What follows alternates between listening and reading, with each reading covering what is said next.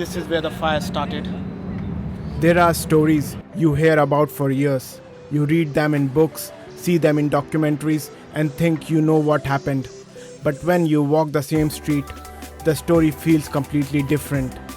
This is London, 360 years after the Great Fire, and I am following its path from beginning to end. Shubhi and I started the walk at Monument Station. Our first stop was just round the corner, the place where the Great Fire actually began. Hello guys, welcome to my new vlog. So today we are following the Great Fire of London. Today, Pudding Lane looks like any other street in the city. Without the plaque and these small markers, you could easily walk past without knowing that the Great Fire began here. The fire started in one bakery, but after a hot, dry summer with wooden buildings packed close together and a strong wind, it spread fast. The fire burned for almost 4 days. From Pudding Lane, we walked just a few steps to the monument. It's a 202 feet tall, stands 202 feet from where the fire began. It remembers both the fire and how London recovered.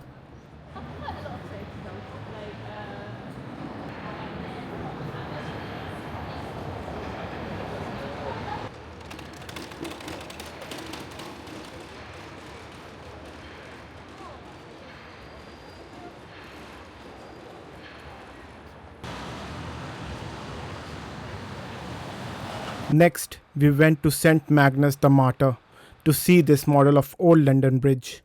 Back then, it was London's only bridge across the Thames, and it was lined with houses and shops.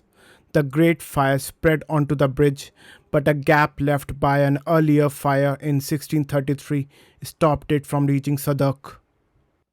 The bridge itself survived the Great Fire and stayed in use until it was demolished in 1831.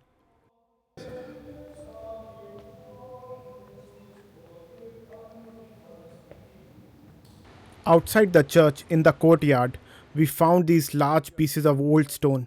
They were discovered across the road in 1921 and are believed to be the remains of Old London Bridge. Along the way, we kept finding small signs that helped us follow the history. This heritage walk marker brought us toward the St. Michael's Alley. The fire reached this area and destroyed the nearby medieval church of St. Michael's Cornhill. Walking through this narrow alley, you can see how easily the fire could spread between the buildings.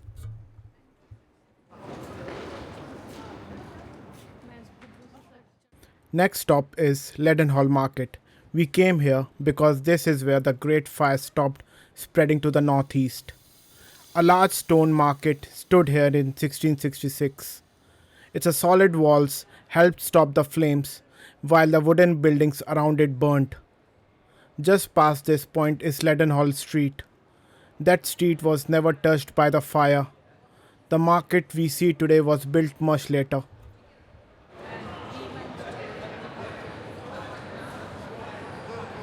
Although the fire stopped spreading northeast at Leadenhall, it continued west through the city.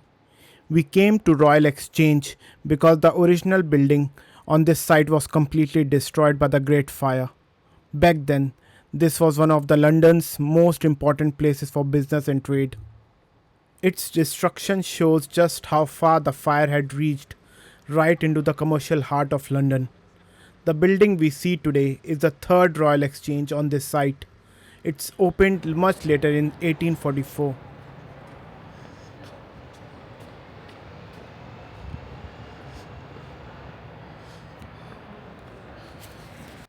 From Royal Exchange, we continued west through Lombard Street and Bow Lane, passing churches after churches connected to the Great Fire.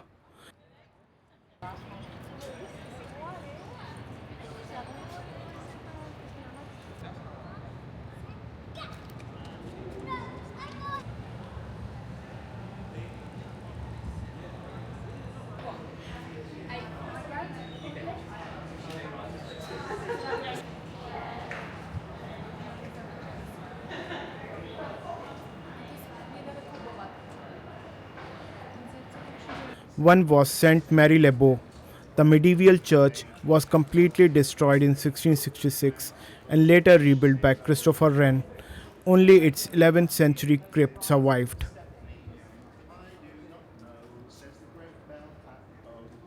Next, we reached Guildhall, the center of city government.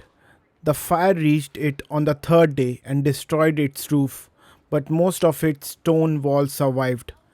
This is why Guildhall is important to the walk. It is the only secular stone building from before 1666 is still standing in the city.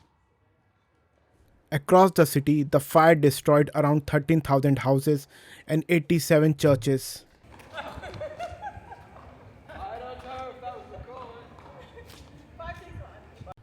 We continued our walk to St. Paul's. This was one of the most important stops because the cathedral we see today did not exist in 1666.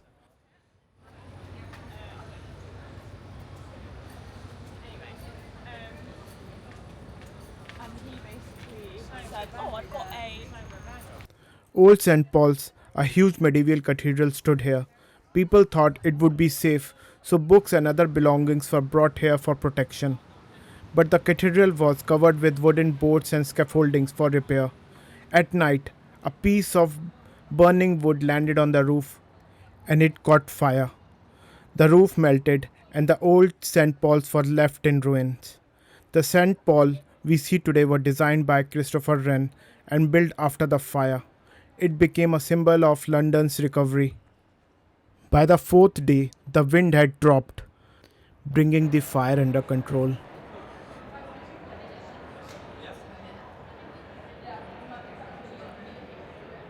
But we still have one more marker to find, the traditional place where the fire was believed to have stopped. After walking across the city, we finally reached Pye Corner. The monument at the start was impossible to miss. This marker was almost hidden, tucked on an ordinary street corner. This is Golden Boy of Pye Corner. It marks the traditional western point where the Great Fire finally stopped. Though in few places, the flames actually went a little further. The fire began at Pudding Lane and was believed to have ended here at Pye Corner. This small golden figure marks the end of our walk.